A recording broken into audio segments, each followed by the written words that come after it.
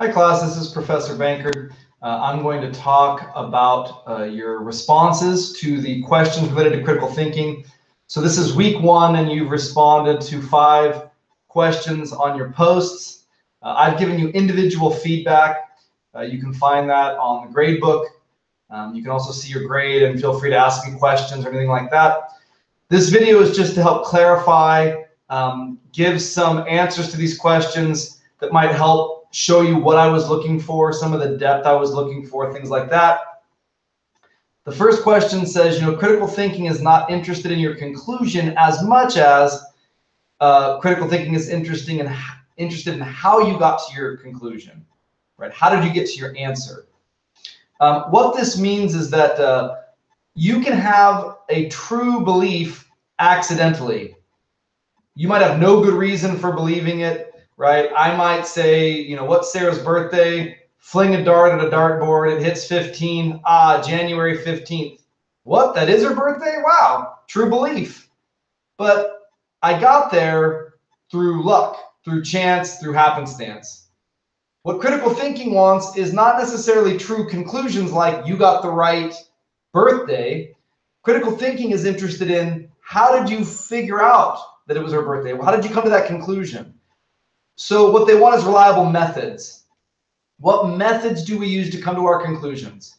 The scientific method, really reliable. Get data, make a hypothesis, see where the evidence leads you.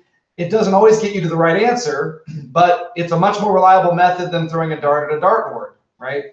And I think that critical thinking says, well, if we use logic and reason and data well, if we try to formulate these things in ways that make sense rationally and follow rational principles, then that's going to lead us to true conclusions much more of the time. That's going to be a lot more reliable. So the how you got to your answer, what methods did you use to get to your answer, is a much more important question than what is your conclusion. Two people can disagree, in my mind, for instance, about whether God exists. Person A, God exists. Person B, God doesn't exist. As long as both people are thoughtful, have good reasons for their belief, right? Have done reading and really engaged in the hard work of coming to responsible conclusions, I'm okay that they disagree, right? But what's hard for me is when people are thoughtless, naive, blind faith, and they don't have good reasons for their worldview.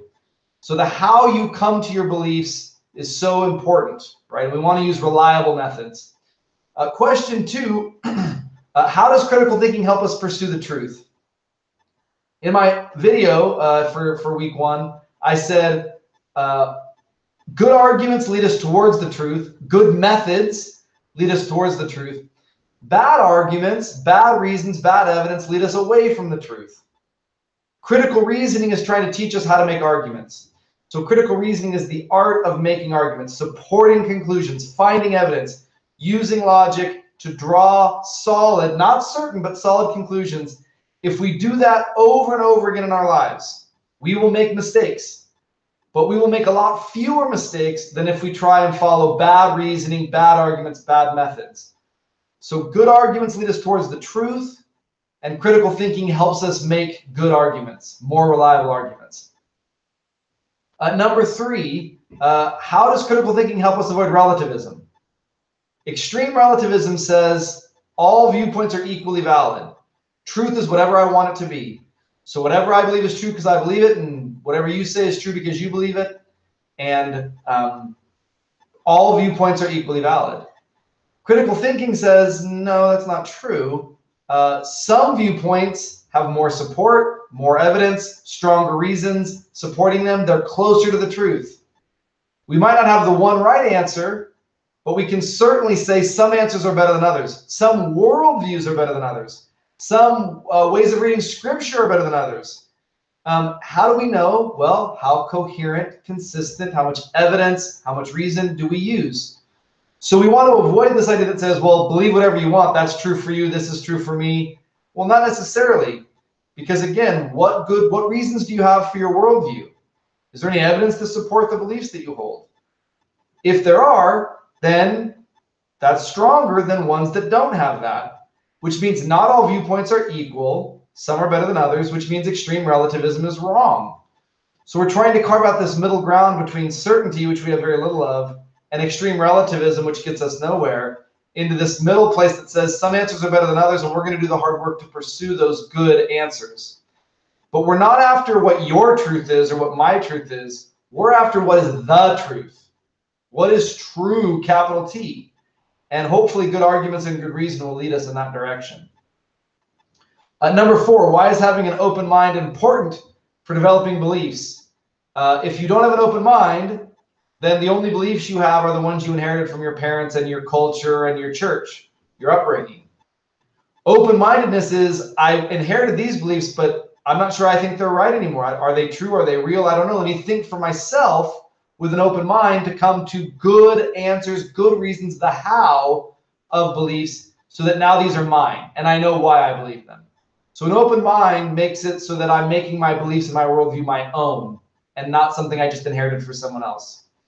And then an open mind helps us pursue truth, because an open mind means we're going to listen. We're going to listen to lots of ideas. We're going to read lots of different things, even people we disagree with. And in having an open mind, we're going to be exposed to the best arguments, the best evidence, the best reasons, which will help us explore truth. If I plug my head in the sand and I don't listen to other people, I'm stuck with the one view I inherited, and I'm not sure it's the strongest because I haven't really engaged others. So an open mind really allows us to pursue the strongest argument. I hope this is clear and helpful to you. I hope that you can see some ways in which your responses were really strong, other times where your responses maybe needed some improvement. If you have questions, let me know, and I will look forward to seeing you